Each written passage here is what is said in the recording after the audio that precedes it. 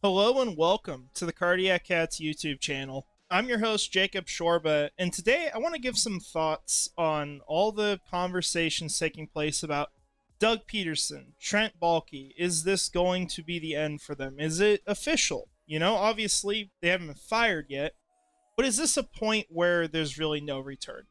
So I want to give my honest thoughts on it and really what the team can do from this point on. What's a time where you can even consider making this move? Because I will just go ahead and say that even as someone who was arguably out on these guys before the season started, I don't think this week is the right time.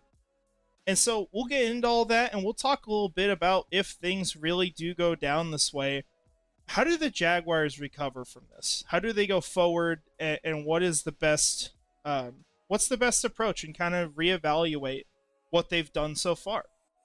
So jumping into it, I just want to start with this quote from Shad Khan. I shared this on Twitter earlier this week, and everyone's seen it. They saw it before the season. This is part of why fans were so excited for this year. Now, once again, we're 0-2. There's 15 games left. In theory, the season's not over. But it's very difficult to look at this team and without just being a homer say, yeah, they've got this. I believe in them. This is the group of people that is going to be able to come back from this. With all the things we've heard, it's at least very difficult to say that. But Shad Khan addressed the team, did this on a recording for all of us to see on YouTube, that this was the best team ever assembled in Jacksonville. The history of the organization. Better than 99, better than 17, better than 22, better in all these years, right? He said it was the best players that we've ever had and the best coaches that we've ever had.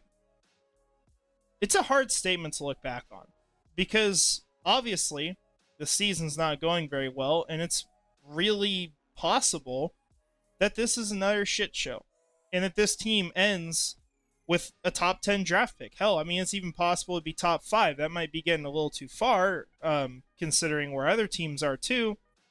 But there's the potential for that. This does not look like a playoff team. This does not look like a well-coached team. This is a team that has more than one issue, and there's questions about if the people in the building are going to be able to, one, work together, and two, solve the issue. And so I wanted to start with this quote because I want to give some reassurance to people that would come into this and say, Shad Khan's never going to do anything. Shad Khan is fine with the status quo. He's always been fine with it, and it takes like the craziest situations to get him to act. I don't think that's the case here. Because if this team really spirals, and it's possible that they could be 0-4 2 weeks from now. They could even be 0-5 and beyond that for all we know. We'd have to see. I think that's more of an ask, giving, we host the Colts in week 5 in Jacksonville where we haven't lost for a long time. Maybe we are due for a loss. Who knows? But this team could very realistically be in that kind of situation. And for the start to the season, and likely the continuation to be that bad, in a year where this team is supposed to be a Super Bowl contender, right? They have to be. I mean, you cannot say this statement and say they aren't a Super Bowl contender, because how's that even compared to the 99 team that, if they were able to just beat the damn Titans one time, probably would have won the Super Bowl? They're not better than them if they aren't considered a Super Bowl contender. So those are absolutely the expectations that Shad Khan has of this team, or he just simply doesn't know the history, which I doubt he didn't know the history when he said this.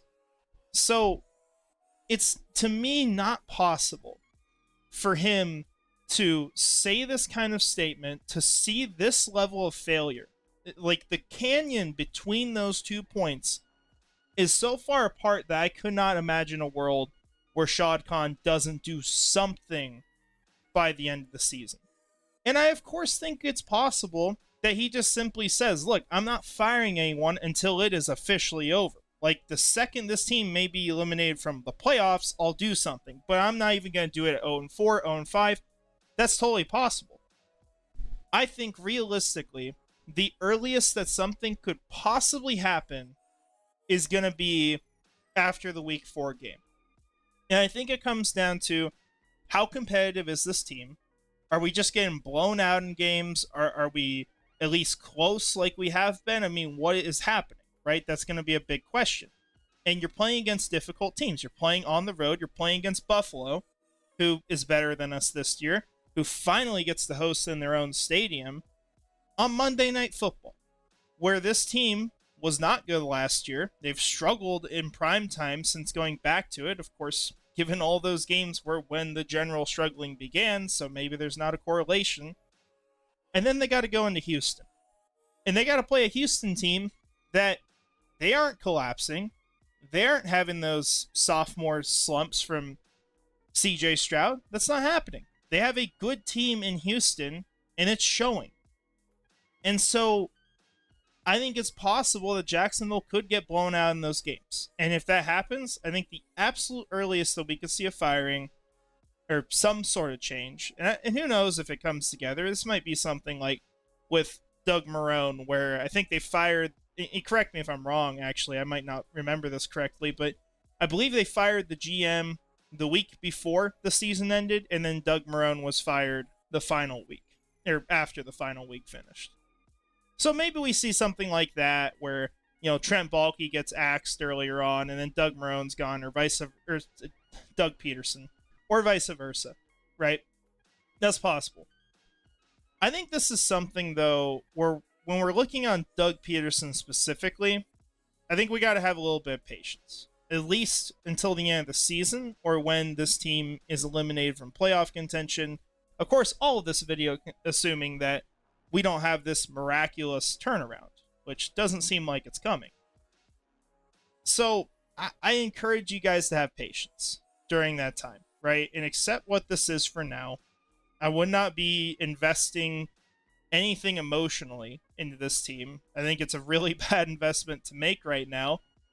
And, at the end of the day, maybe something better comes of this. But getting back to my notes here, talking about for a moment, is there going to be an excuse that Shad Khan could even look at to say, you know what, I had these expectations, but I can write this off this year and I can give him another chance? I don't think that excuse is there. I don't see how it is. Because, yeah, sure, you have an injury to Tyson Campbell. That's it, right? There's not a whole lot else going on. Evan Ingram obviously didn't play week 2, but that's not a long-term injury. You're not getting killed with anything as far as injuries compared to other teams. You're not in a situation like the Rams are. You're not having bad luck either. Let's be real. These plays where Jacksonville has lost on them or done something terrible, it's not luck. It's a skill deficit for this team. In fact, I would argue that this team at 0-2 has actually had luck on their side. That's where I'm at on it. This is just a bad football team right now. It comes down to a lot of things. We kind of talked about it in our game recap, where this isn't just 100% on coaches. ETN mentioned that they don't need talented players, they need hard workers. There's a reason why that's said, right? I don't think that's crazy to have that take out of that. But at the end of the day, Pederson and Baalke all have a role in this, obviously. And we've heard rumblings already, that things are not well inside the building. And I even heard, and the rest of you that follow him would have heard this too, but Amp Wig mentioned that there was a guy that apparently was in the building that sent one of his friends a message saying, "Pray for me," about the situation there. That's not good. It's not like he's just asking for prayer, yeah, I'm just having a rough week, with something else, or with my cat, or I don't know, right? This is talking about what's going on in that building. Things are not good. We've got this controversy now over Mason Smith being inactive, that this might have been some sort of attack towards Trent Baalke to make him look bad by having his second round pick inactive and saying, oh, well, look, his players suck that he drafts because they're inactive. Just crazy stuff going on in the building. After week 2, actually, technically, that was before week 2, or at least before the game. But yeah, I'm out on this, right? That's where I've been, and I wasn't to the point where, like, I would fire them yet, and I'm still not, because I think you at least have to give them the chance. I think to do it now, even if you know that this is going to play out the way it's going to play out, I still think it's too early to do it. Like, I think you got to at least give them the chance, or at least get to the point where it's, like, very clear to people that this is not going to be a playoff team. And that point for me at the earliest is after week 4. So while I'm out on this, I wouldn't be sitting here, like, checking my watch, like, why are they not fired? I don't think it's time yet to do it. But I think you could see it early in the season, and it just kind of depends on what happens. And maybe this team comes out week 3 against the Buffalo Bills and beats them on the road. Maybe they do that because they all know, like, my job is on the line. I don't know what my standing is with a new GM, with a new head coach. I don't know how they're going to feel about me, you know, or just simply for the GM and head coach. They obviously know that their asses are on the line right now. There is no escape from what's happened because there's no excuses to give, and they're so far off from the mark that was set. It's not even close. So that's kind of where I sit on that. But we look at the issues, right, and how we got here. We'll kind of talk about that. We're going to talk about, you know, like, candidates that we had at the time. You know, did the Jaguars get it right? Did they get it wrong? Then we'll talk about what they could do, you know, and or what I think they should do, let's say. But to get to the issues, for all these guys, Shad Khan, Trent Baalke, Doug Pederson, to me it always comes down to one key issue for all of them. It's specifically different for each, but for all of them, they have one specific thing that they cannot overcome that allows rot back into the building, right? They don't deep clean. They clean everything except for one spot, and that spot grows every time. It's like a virus. You go to Shad Khan, and for him, it's that he doesn't completely clean house. He can't do it. For whatever reason, it's always a half measure. Sometimes a 3/4 measure. I'll give him credit for that. But there's always a little bit of the stench left. And eventually, you're going to smell that stench. And that stench, right now, is Trent Baalke. I don't know how in the world that he managed to get a job here, for one. I can understand maybe being the assistant, but let alone the GM of this team did nothing to earn that role. Absolutely nothing except get fired in San Francisco and sit here for a bad season. That's all he did. So it makes no sense to me how he is in that role with this team. But he's stuck it out through all of this. And that's that stench. It keeps growing and growing and growing. As much as we make jokes about him, as much as we want him to succeed, he's not been a success. He's not, you know, completely without any sort of win. I mean, we're not going to pretend he's never done anything, right? But you are competing against 31 other GMs. You consistently make mistakes. You overspend your resources aside from one offseason where you sure as hell made up for it the next offseason with your spending, setting the franchise record twice for the most money spent, which you can have fair reasons for that, right? It's Josh Allen, Trevor Lawrence. Like I said before, I would have probably waited on Trevor just to be 100% sure, but this is where we are. This guy spends, and there's a lot of other contracts we can point to. 2022 is the obvious example of all those contracts, and not all of those worked out, and a lot of them are going to be cut before they're finished. But the spending sure as hell has not been an accurate representation of how this team has done, because they've overspent compared to the success they've had. They have maxed out at 9-8, spending as much as they could, reaching on draft picks, taking developmental projects over and over and over, and just simply not hitting as much as they should. And at a point, if we continued this, you run out of those resources. Now, it wouldn't be this year. It wouldn't be next year. I don't even know if it'd be the year after. But I don't want to be in a Saints salary cap situation going 9-8. And we aren't even going to go 9-8 this year, most likely. So you compare that to what the other 31 GMs are doing, you might get to average. That's kind of your ceiling. But are you going to outpace the Chiefs, the 49ers, the Ravens, and the Lions, and all these teams? Hell no. You're not going to come close. You're going to need luck to do that. And even with luck, they haven't got a win. So that's your issue with Shad Khan, with having Trent Baalke there, and we've already kind of trashed Trent Baalke here a little bit, but my key issue for him, just to summarize it, is a guy who can't admit mistakes. It's a guy who doesn't change. He can't say when he's done something wrong, and usually just ignores one area of the team, pretends like everything's going to be fine. He takes half measures himself. The offensive line's bad. It's okay. We replaced Luke Fortner with Mitch Morse. They'll fix the problem, right? Hell no. It didn't fix the problem. There's still problems with this team. We have some of the worst tackle play in the NFL right now. I don't know how. I know Cam Robinson isn't some elite player, but he should not be playing this bad. I don't understand how he is. I don't understand how he's on this team with no guaranteed money. There's not a penny guaranteed of what he is playing off of right now, and this is acceptable. This is acceptable play to go on the field with Walker Little as the backup, and his play has been better than this.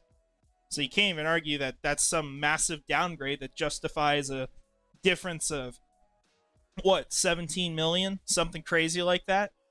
It doesn't. And then Anton Harrison, Lord knows what's happening there.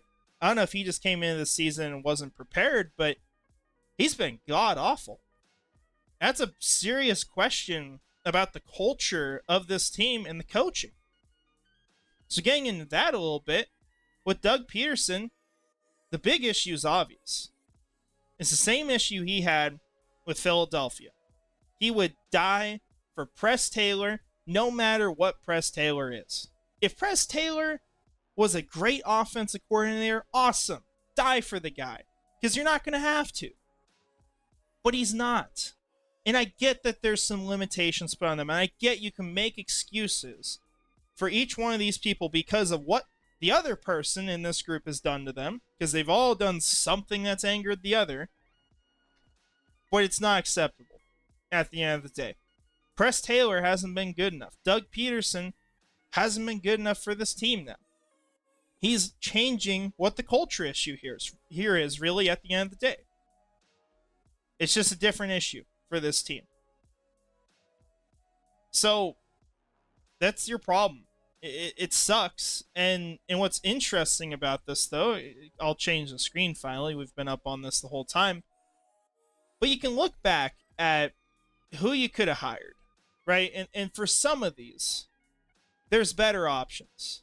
And I would say for Doug, you could argue that really this was the best option. It kind of gets to the point. Sometimes it matters when you hire these guys.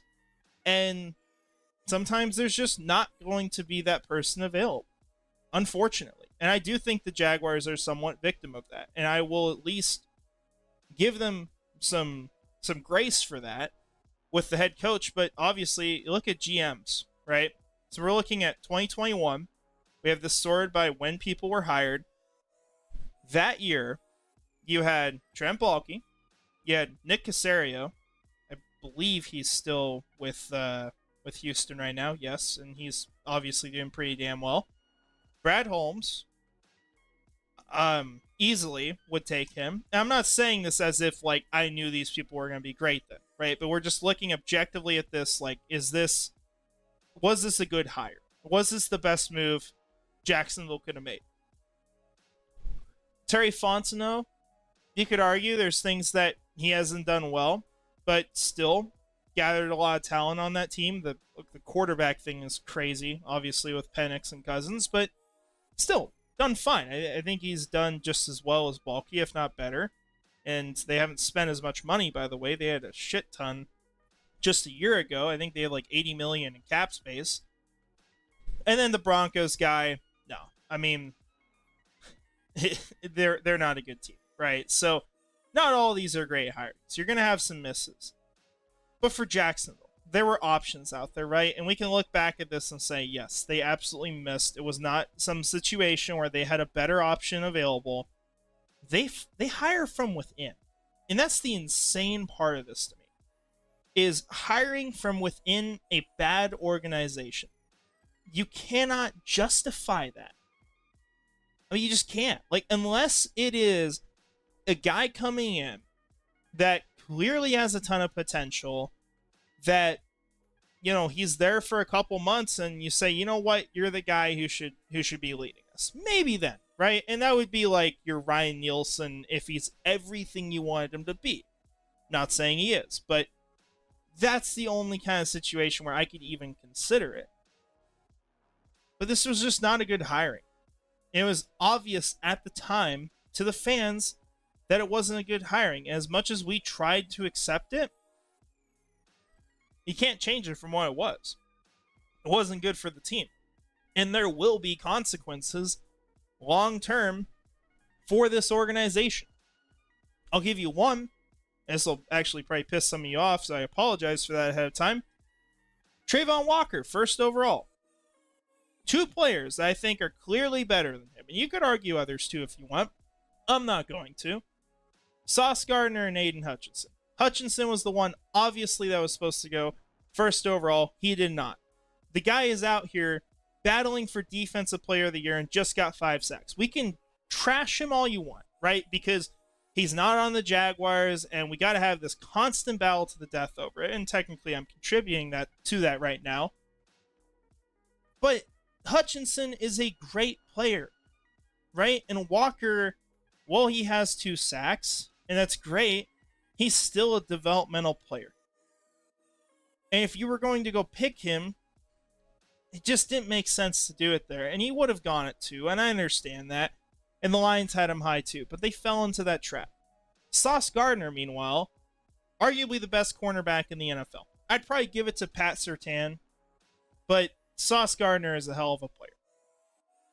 Like, you get decisions like that you're going to have to live with, right? You're going to have to live with watching Hutchinson put up what might be a 20-sack season this year. You're going to live with watching these guys in the Pro Bowl and think about, what if these guys were on our team?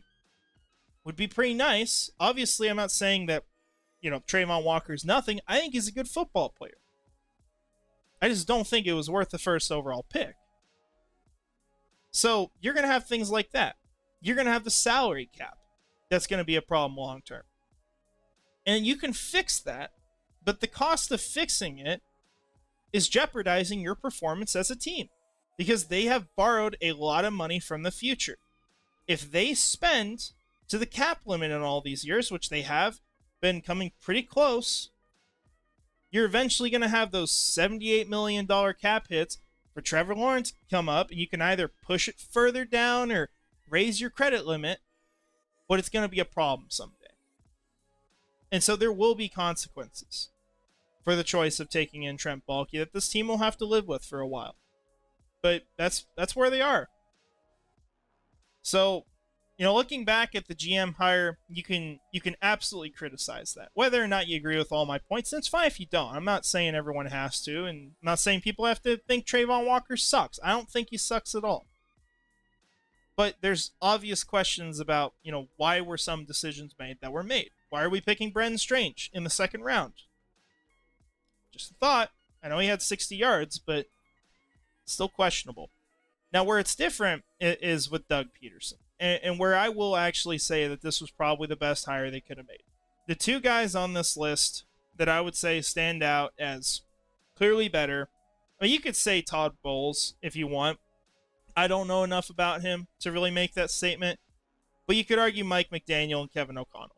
With McDaniel, you know, I like him, but I don't think he's necessarily better than what Pederson's been.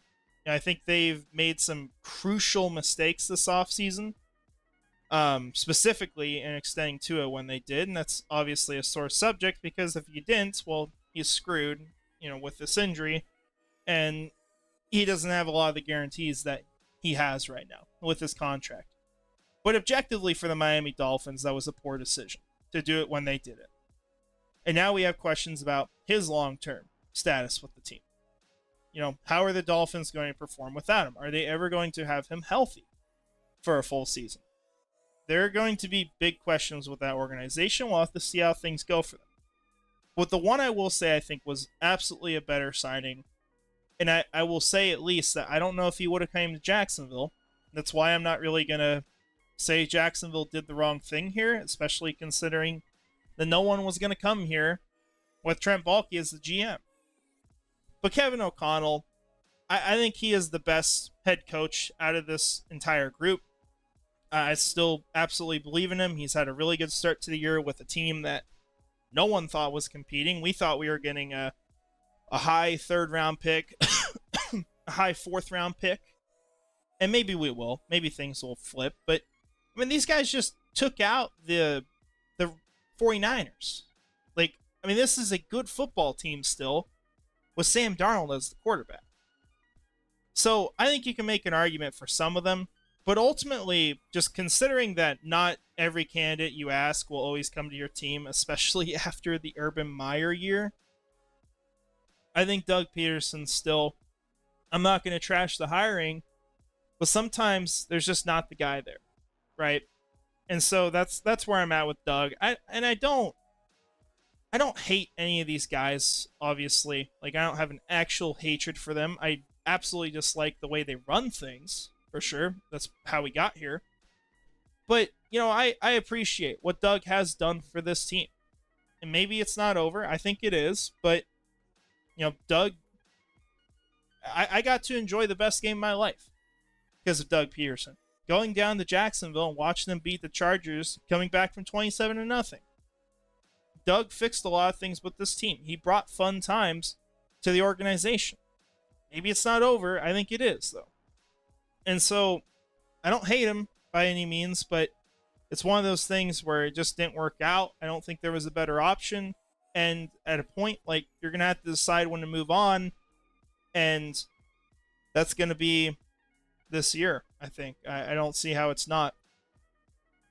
But just what I want to end this on, I want to talk a little bit about just where does this team go from here? If the firings take place like we think will happen at this point, whether it's week 5, week 18, wherever it is, right? What do the Jacksonville Jaguars do from here? I think one thing's very obvious. Shad Khan, as a decision maker for the football operations, has to acknowledge that he has not been good enough, he has not done enough, and that he needs help. That has to happen. And if it does not, it is going to take pure luck for this team to be competitive because he will make the wrong decision. He will get swindled by people who are buddy-buddy with him, like we assume Trent Baalke has to have been in the years past. That's at least the things that we're led to believe. But they need help. And one team that I look at very closely as a great example, even though they aren't super competitive right now, but a really good example of how you deal with this and how you try to reset was the Washington Commanders and what they did this last offseason. Now, I'll be honest, I didn't love their head coach hiring. I don't think he's incredible. I don't know a whole lot about him, of course, though, too. But Washington, what they did was they assembled an advisory group for the team that was tasked with doing research, providing it to the owner of the team, or the owners in this case, and that was how they were going to make their decision. And ultimately, what happened with Washington last year was they brought in Adam Peters, who was, to me, the top candidate of all the GMs available, coming from San Francisco, someone with a good history throughout his career, someone I think's done really well. And a head coach, if it wasn't for Ben Johnson returning to the Lions, which might be a saving grace for Jacksonville, because maybe that's the guy they land for all we know right now. And I'll say this, I think he's the best candidate you could take at this point. But if you land someone like that, I mean, that's a huge deal. And Washington was on pace to land him before, he decided to return to Detroit. And so, good decisions being made by this team, better decisions than they made in the past, I would say, because they had help. They had an advisory board of people who were knowledgeable about the sport, people who knew what they were looking for, and people who gave good recommendations. And so I think that's something Shad Khan needs. And I think Washington, as a result, especially talking about the GM hire, had a really good offseason. I go look at their draft, and not everyone's going to always agree on how good a player is, right? But consistently throughout this draft, taking values, not reaching just because a guy has long arms or whatever stupid reason it is. Sometimes that works. A lot of the time it doesn't. But Washington was taking players that were great values, players that were going to succeed, not just always guys that had, great length or whatever, but guys who were good, right? I had my questions about Jaden Daniels, but he has looked like the most pro-ready quarterback out of this entire group. He's played phenomenal throughout the first 2 weeks. I think ultimately at the end of the day, it just kind of comes down to the lack of a supporting cast for him, which is what they're going to have to work on. Washington was not in a great situation last year. Jer'Zhan Newton, that was a guy I would have picked in the first round. Now, he's got injury issues that he was coming off of. That's why he fell.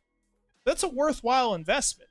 If this guy gets healthy, which he just played his first game this last weekend, he was to some people the top defensive player in this class. And I can't remember if I had him as the very top, but I had him right up there. Mike Sainristil, phenomenal slot cornerback, arguably the best one in the class, just a smaller guy. Still going to play great. Got to meet Ben Sinnott at the Senior Bowl. Awesome guy, great tight end, probably going to be their future starter for a long time. Brandon Coleman, I think, is already starting for them. Luke McCaffrey, it's a guy who's already taking starting snaps. It's been a solid receiver for them so far.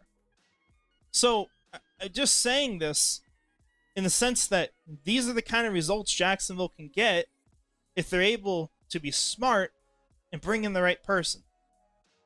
Whether or not you agree with all these picks, I still think the idea is much better, right? That we're looking for value, we're taking advantage of opportunities, and we're trying to be smart about things. There's not dysfunction in every facet of the organization. And so I think it's important that when Shad Khan makes his next decision on who it's going to be, that he has help in making that decision. Now, we'll see where things go.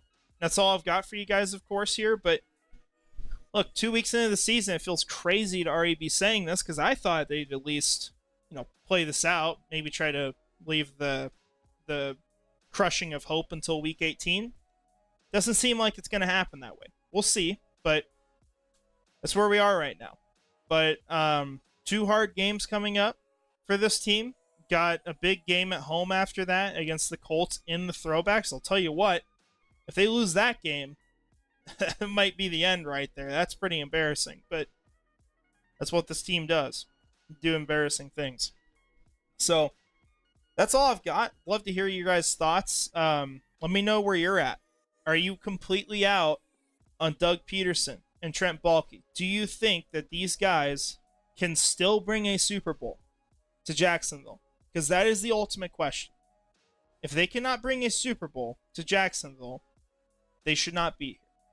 End of story to me. That's as simple as it is. And in addition, if you do think that it is done, that we're going to be moving on from them at some point and that this is not going to work out, do you have any candidates you like ahead of time? Who would you hire for head coach? Who would you take for GM? Just give me your thoughts. I'd love to hear them.